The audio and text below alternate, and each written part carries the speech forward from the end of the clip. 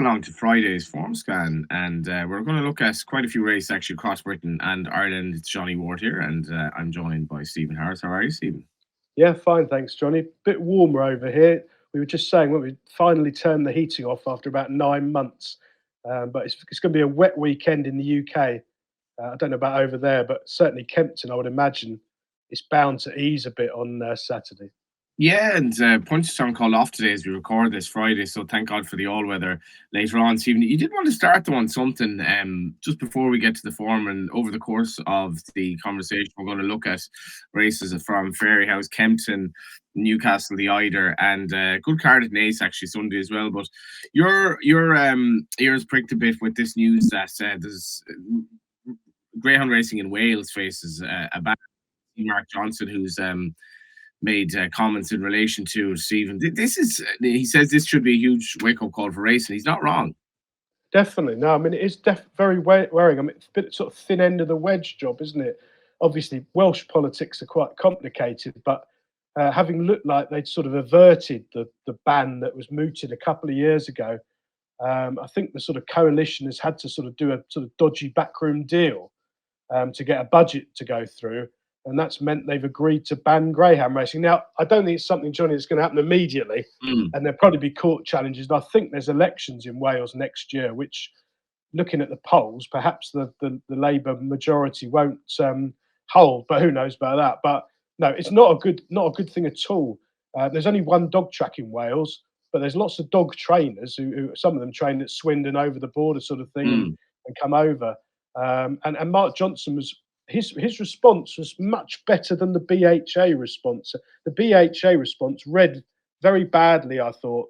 It sort of said, well, you're on your own, we're all right, Jack, and racing's got moves in place, we're not in any trouble, which is completely the wrong thing to do, because the people who want to ban dog racing and have now succeeded by the look of it in Wales are all the same people who think that horse racing's cruel, flat or jumps, fishing, pets, anything involving animals, which is an argument, you can talk for 10 hours to somebody, can't you, about it? If they passionately believe that, then good luck to them. But until now, it's been a sort of niche minority green hair brigade type view that hasn't held any traction. But all of a sudden, it's got legislative power now by the look of it. And I think Mark Johnson's right, because I always said this a few years ago, Johnny, I don't know what you think, but if you had, God forbid, 5 fallers or deaths in the Grand National one year when most of the country's probably still just about watching it, then racing is bang in trouble. It wouldn't take a lot. There's there's plenty of people who don't like the idea of it. We can see what's being done to the farmers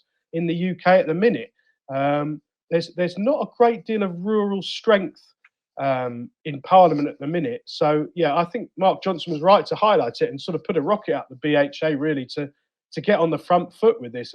I don't think it'd take any sort of bad news stories for racing to be under a lot of pressure at the minute, Couldn't agree more, yeah. And the mainstream British media, BBC in particular, very, very happy to focus on the negatives in racing as well. We did have the sad loss of Delta Work this week, so we'll just pay a bit of tribute to him. And spoke to Eddie O'Leary yesterday. He was sad that, the horse is going to enjoy a nice retirement and all of that. But we have some nice races to come. We are sponsored by Tony Bet. I got to ask you, Stephen, how's your anti-post portfolio looking for Cheltenham? It's quite thin, really. I've backed Lulamba. That's the only thing I've sort of done right. I've also backed Lossymouth each way for the champion hurdle, which is a bit schneidi, but I mean, it's all non-runner, no bet, so you're only going to get your money back if she doesn't run in it. I quite like the shape of that race. I am still a bit sceptical about Constitution Hill, but they'd be my main two things. I did want to back Fact or File in the Gold Cup. I'm not quite as negative on him as a lot of other people. I still don't think. I think obviously Galloping des Champs is 9-4 on. I don't think Cheltenham's the sort of place you want to bet 9-4 on, to be honest, if Arkle turned up. But I don't think there's that much between them. I hope Galloping des Champs wins in truth, but I also hope Fact or File doesn't take the soft option and does take him on. Yeah, I'm with you on that. Only 10 horses left in the champion hurdle with the 21st of February now, and the 10 of them won't run. And the Gold Cup looks like it might come up. But I'm like you. If I were a Fact or Files owner and I have all the money JP McManus has, I'd actually prefer to take him on again. You can't really be afraid of one horse, and that's staying chasing level. Sometimes, the hard schedule will catch up with them. But we are going to start here at Fairyhouse, the 325. Speaking of staying chasers, this is the Bobby Joe Steeplechase, the Grade 3, 325. And this is a race that honours Bobby Joe, who was owned actually very near where I'm from, and a bit of a legend. His statue stands in Mount Bellier to this day. This race, Stephen, Tony Bet hasn't priced up yet. There are prices elsewhere, but Nick Rocket's been put in evens elsewhere, and I Am Maximus fours. Now, I Am Maximus won the race last year, and Paul Townend ride, so I'm not really getting what's going on here, and I'm sure Paul Townend would have had the pick of them. Nick Rocket was good in the tie yesterday, the last day. That form hasn't really worked out. The second flop yesterday, the third was well beaten again yesterday, albeit in third. So just at the prices there, I Am Maximus, he could be very interesting around about 4-1. He's a horse that is going to be very much a key to the weights, I think, in the Grand National in April. But as we have now, we have the dead 8 runners and one 250 to 1 shot. So it's not a bad betting heat. Have you seen an angle in it? I thought Nick Rocket was favourite, but I'm disappointed you saying he's evens. That's the first time I've seen prices. I thought you might. I mean, Willie's got 4 of them, hasn't he? I was going to say you could do university degree courses in that now on Willie Mullins's jockey bookings, couldn't you? I don't think anyone would ever know the right sort of answers of what the pecking order is now. I mean, presumably Townend's on the top one because he's going to ride it in the Grand National rather than it being stable nap for this. I mean, obviously the weights are out now, so there's no reason for him not to do his very best here. But I'd have thought this will just be a sort of prep, sort of quiet. Do you not think? And the bottom one will be the one that's the now horse. Obviously, you're saying the race didn't work out in Ireland. That's interesting. I didn't know that. He goes on heavy ground if it gets any more rain. I thought he did jump right when he won the Thyestes, didn't he? He jumped out to his right for quite a lot and did well to win. He didn't look like he was going to win, but he was pretty well backed. I mean, Willie's got 4 of them. I do think as a sort of punter, you're right. On paper, it's got a good shape, but you probably need to know what the plans are on the day for half the field in these sort of races to have a bet.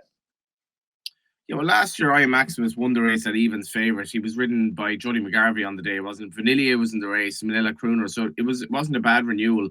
He's a quirky sort of a horse, but I don't know. It just doesn't really add up for me that that the betting will be like that with Nick Rocket. I wouldn't be over enthused about the form the last year. We will move on to the next race at Fairyhouse, and that is the 435. And this is a race that actually honours Colreevy. This is a novice chase, a listed contest here. Just the 5 runners. I'll get your view on it shortly, Stephen. I would be sweet on Bioluminescence here. She's walking the park who stays very well. She ran into Dancing City at Naas last time, but with respect to that, there was nothing wrong with that run. Dancing City, she actually kind of came off the bridle quite late, beaten 3.5 lengths. She copes really well with this ground. I don't see any negatives for her. Main danger is likely to be Spindleberry, who I think missed an engagement since winning at Cork on the 13th of December. I was there that day. She was all out to beat Majestic Force, who jumped brilliantly, just got up in the closing stages. Majestic Force flopped since, but it probably wasn't a bad mare's chase. But for all that she's getting a nice bit of weight of Bioluminescence, for me, she should have too much class for her. Really, really hard to beat at mare's level in this sort of context, one rated 146. What's your take on it? Yeah, I think you summed it up perfectly. I mean, the only sort of thing to play, the reason you're getting sort of 10 to 11 evens maybe with Tony Bet looking around, is she has got that £10 penalty for winning that grade 2, which always makes. I remember an old bookie friend of mine used to say when it's very hard under the penalty in these sort of races. It does make a difference, but I must admit I wouldn't be surprised if she didn't start a lot shorter. She's got plenty of heavy ground form if it gets wet over there. She jumped brilliantly, didn't she, against Dancing City? I watched that run back this morning. I think she's a massive runner for the mare's chase at Cheltenham, and this will be a step forward. I mean, Gavin Cromwell's one of those really red-hot yards at the minute. He had a well-back winner yesterday, and he's had 4 in the last 14 days. So they're going really well. It looks a match, doesn't it? And I thought the top one was probably fair around the evens. Yeah, I'd be very happy with the evens. We'll move on to Kempton, which is our next port of call. And as I say, we have pretty packed action over the next couple of days. The first one we look at Kempton is the Pendle Novices Chase, and we'll get Steve's local view on this. I am actually interested to see Ashdale Bob go over. I think there's a bit of 10 to 1 around this morning. This horse's form actually isn't bad. The last day he toughed it out from the front to beat C'est La Vie and Horansio Derry at Galway. I haven't won at Kilbeggan. He beat the company sergeant, who's not a bad type.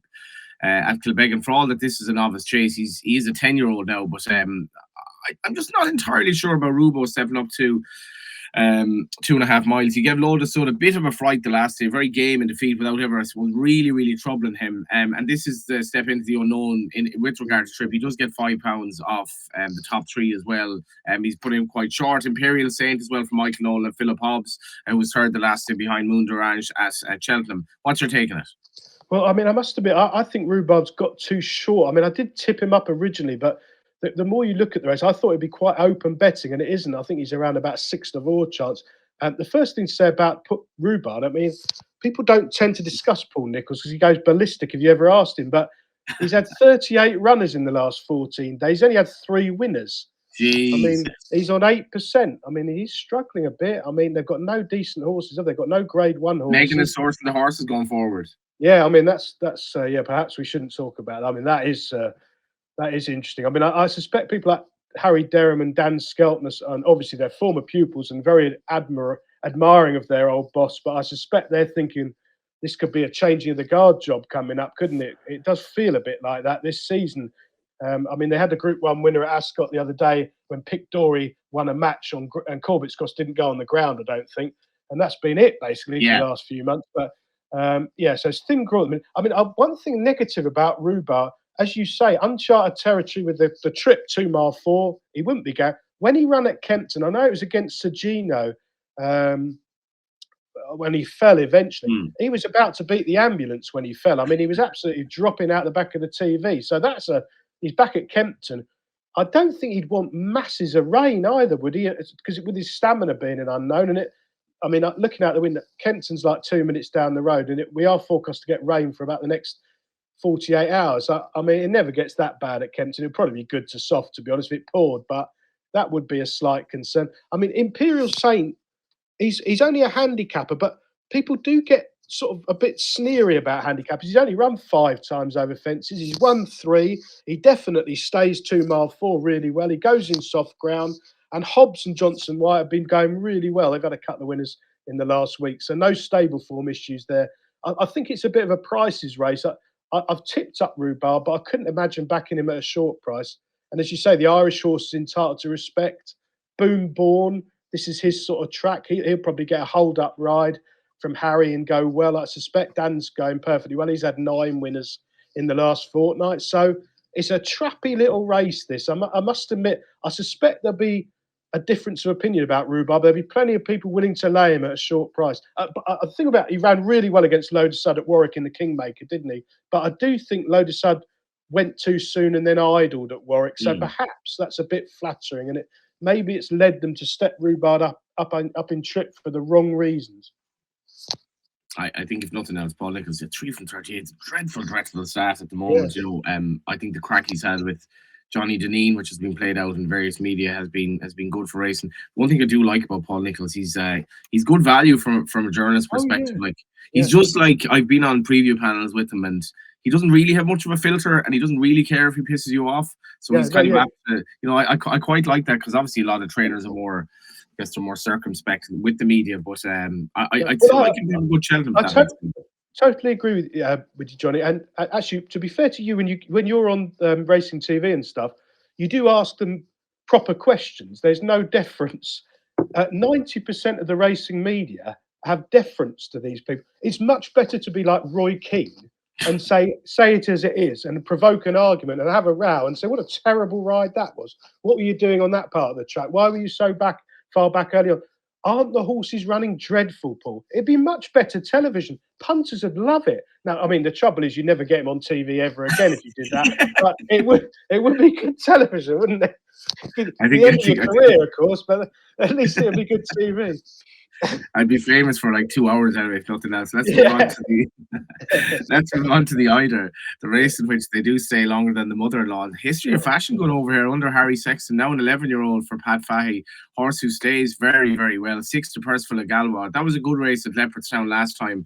Percival Galwa, who's been a bit frustrated. To be fair, he kind of has come into his own a bit of late, won over hurdle since. This is a different test. He was beaten 15 lengths that day, but that was 3 miles on sort of goodish ground. As much as the ground won't be maybe deplorable here, it's a proper stamina test. Steve, I with bookmakers paying, Tony Bell will be paying 4 places here, at least. Is there an angle into it? Well, I mean, looking at the weather up there, I think they're not actually expecting it. It's down south, we're getting all the rain. It's good to soft at the minute at Newcastle. They might get 5 millimetres. So usually this race, as you said, it's like you can put the kettle on, go and make yourself a cup of tea, come back halfway round, and they've still got 2 miles to go. And they usually finish unconscious. It's not the most edifying viewing, but it should be all right this year. Good to soft. I quite like one, Choose the News, who's a middle pin. He's about 10 or 12 to 1 with Tony Bet.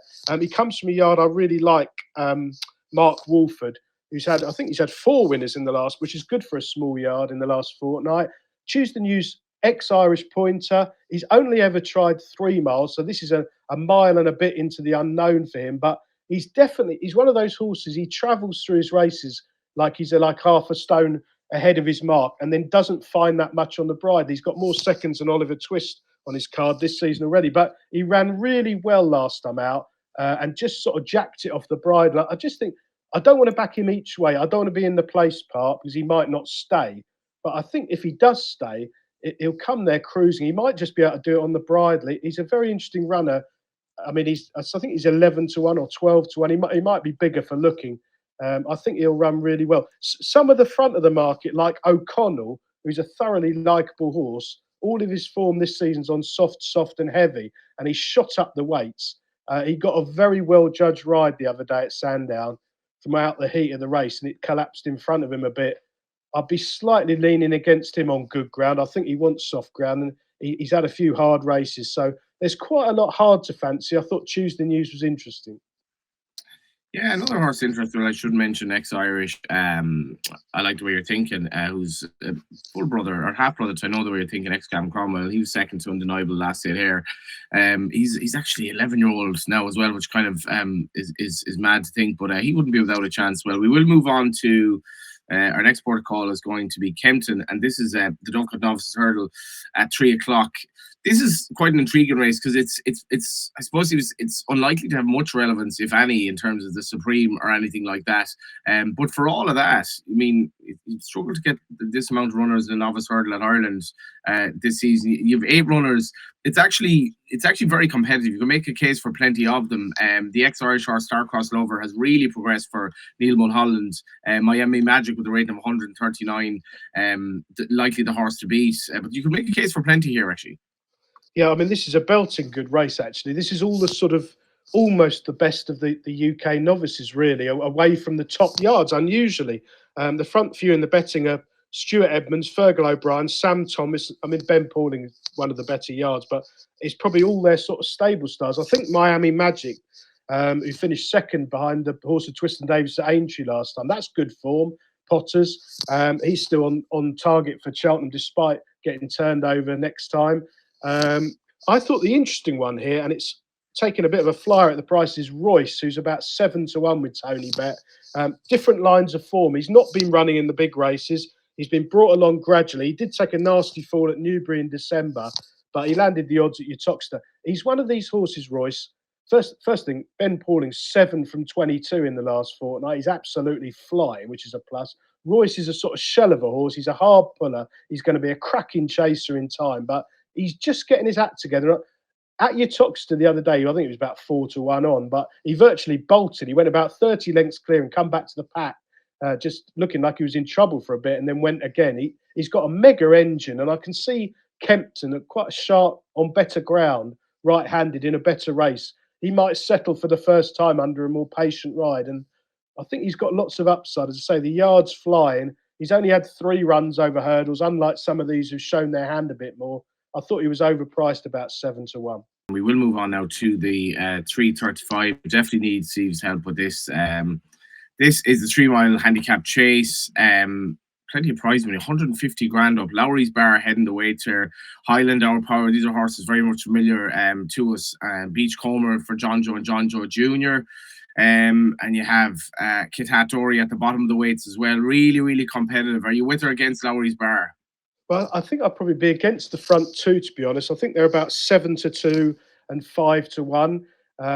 Around about something around about 13-8. The pair of them coupled. They've both gone up dramatically in the weights for winning previously, and have had a series of quite hard races, particularly Lowry's Bar, and he's got a well to burn to lump. I thought Our Power was interesting for Sam Thomas. Sam's 2 from 6 in the last fortnight. Our Power won this race last year under a brilliant ride from Sam Twiston Davis, but he's got Dylan Johnson, who's quite promising claimer, taking off £3, which is a help. He's running 2 Cheltenham contests with credit without really looking like winning this season. He's back at Kempton, which I think he wants to go right-handed on sort of decent eased ground, or be his optimum. He's around about 8-1. He's only run twice this season, which is a plus. And Sam Thomas is going well. I think he's 2 from 6 in the last 14 days. I thought he's bound to run well. What about Heltenham? Do you know, is there a plan for him? I do tend to get Dan's horses. I don't think this would be. I would imagine they're probably looking like Aintree, maybe with a few more pounds off. He's been ridden quietly, isn't he, twice this season? I don't think he's been particularly fancied. I suspect they'll have a turn with him at some point, but maybe in the spring with a few more pounds off his back. When you say you get Dan's horses, so you can kind of forecast relatively, give or take, when they might be fancied or not. Sometimes, yeah. I mean, a friend of mine owns a few horses there, and they're a very, very shrewd operation, and they're flying. And when they have a go with something, they're never. You need something, an act of God, to get them beat, or bad luck, really. He's a very warm trainer, Dan. I think they've got. They're in for quite a busy weekend. They've got horses entered up everywhere as usual. So a yard to put it this way, I don't think many of his drifters win. Yeah, I think that's fair enough. Saturday, obviously, loads of stuff across Britain before we move on to Naas on Sunday. Anything else even take your eye, actually? Well, one interesting runner is at Kempton in the 225, which is Gary Moore's best hope for Cheltenham, I think, Mondo Man. 2 things to say about Mondo Man. He is quite interesting with a view to the Triumph, is he not? He is. He's a double-figure price of the Triumph. When he ran at Ascot first time out, 2 things to say. First of all, he obviously bumped into Lou Lambo, who the Hendersons think is an absolute machine, one of the nicest they've ever had. So that he was absolute stable nap at Ascot. They were all on. All of the more punters were on. I think he went off 15-8 against Lunamba. At one point, he was nearly favourite. And he didn't settle at all. He ran really, really well. And I think that's good form. At that time, Gary Moore was absolutely dead as a dodo. He's since, in the last fortnight, they've come back. I think they've had 5 winners. And they had been very quiet. I saw an interview with Gary, and he said he felt sorry for his son a bit, sharing the licence, because they were so out of form for so long. But they're back in the groove now. I think Mondo Man will be a very short price on Saturday. There's nothing in the race, to be honest. And a test of speed round Kempton will suit him. You're liable to see an improved performance. The only thing I think with regard to Cheltenham about him, I think he might be more of an Aintree horse rather than a Cheltenham horse. And you could ruin him at Cheltenham if it turns soft and a sort of messy, rough race on an undulating track. I think he'd be more of a glide around Aintree on good ground in the spring.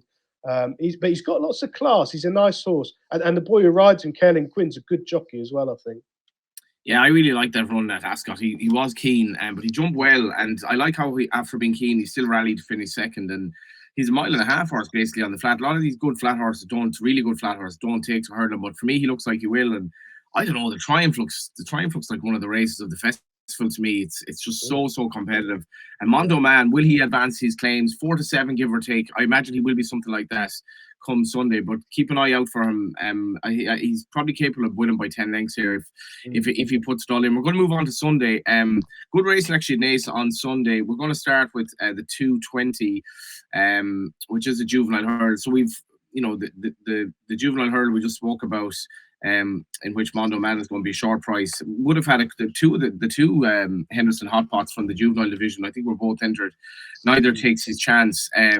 Now this race, the 220 at Naas, I'm not sure it has massive kind of relevance in terms of Cheltenham, but Bacchanalian's a horse I've been a fan of for some time, and he defied relative market weakness the last day to win at Naas. Went off 7-2, showed a good attitude to beat Mercia. Takes on Good to Be Alive, completely different profile. Was 9-1 first time out, horse by Scirocco, and won on heavy ground at Fairyhouse, and has to give him £4. This horse here, Shoda, as well, is quite interesting going forward. Really not a bad run behind Bacchanalian. On the 26th of December, wasn't a bad type in the flat as well. Won at the Galway Festival, if I remember right, for Ray Grehan. And 10 stone 7 gets lots of weight off Bacchanalian. So that's a very, very interesting race. I don't know if you have a view on it, Stephen. The one I looked at was Cool One, only because I happened to see it run the other day. It was only ran 8 days ago, didn't it? But I thought he ran a really good race. It was second of 16. I think it was at Gowran. I was all over this horse at Goran, and he ran into a horse, Blue Lemons, that I think he can only run in the Triumph. He's very, very interesting. He runs in a very deep Triumph. I was hoping, because I've just looked now to see if he's entered. I think he's entered in one other race. Is he entered in at the Cheltenham Festival? My screen's frozen now to see where he's entered up, but he's definitely an interesting runner. I think he goes in the Fred Winter as well. That's what I was going to say. Yeah, he is. Yeah, 33s. Yeah, quite an interesting runner, isn't he, for that? Because I mean, I do like horses that don't settle and then go into these handicaps where they go a million miles an hour. And they can be switched off, especially from an each way point of view. If you're backing them to be placed extra places and all that, you want a patient ride from out the back. But he did run well the other day because he did pull again, didn't he, for about a mile? And obviously, maybe he's not the grade in this sort of company. He's probably got lots to find on the ratings, but you're half hoping for a quiet running on fourth and nobody spots it, and then go for the Fred Winter rather than. I mean, I don't know anything about his trainer. The first thing I saw was David Maxwell, which raised alarm bells. But it's Connor David Maxwell, isn't it? So, Connor's a former rider. He doesn't have that many. He's doing well. This horse is for a juvenile. He's by Cool Company, who I think was kind of a soft ground horse, but he handles soft ground well. He stays well. He jumps soundly. He's a real solid. It's actually, with no runner from Willie Mullins in the race for all of that, it's a really, really interesting race. This, and Bottler Secret landed a bit of a punt in it last year when he was making his debut over hers. We're going to move on to the next one at Naas, is the 320. This is the Naas handicap chase. Naas sorry, we've actually moved the time, so they have moved the race around. Actually, this race now moved to 4:50. I think originally it was supposed to be earlier. Yeah, where do we start with this? Naas is the Irish for Naas, and Naas himself runs in the race. So if you're a believer in horses being laid out for it, he's been a bit disappointing. Maybe there could be a bit more with him. I've given up on Facile Mode. He's a horse that just can do so much right, but he's basically become disappointing. No flies on him. I remember him winning at the Leopardstown Festival as a hurdler, and he looked like Leopardstown Christmas Festival. He looked like he'd be good. His third actually behind Jonat Lapin and What's Up Darling is interesting. I'll see if he comes alive in the market.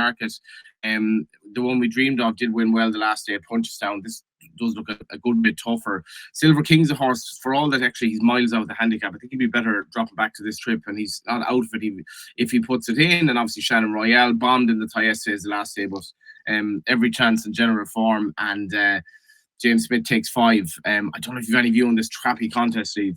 It did look very difficult. 8 runners, though. If there's 8 runners, then it's got a good punting show. I mean, I looked at Nasnarith purely for the reason you just said, that the name's sponsored by the race.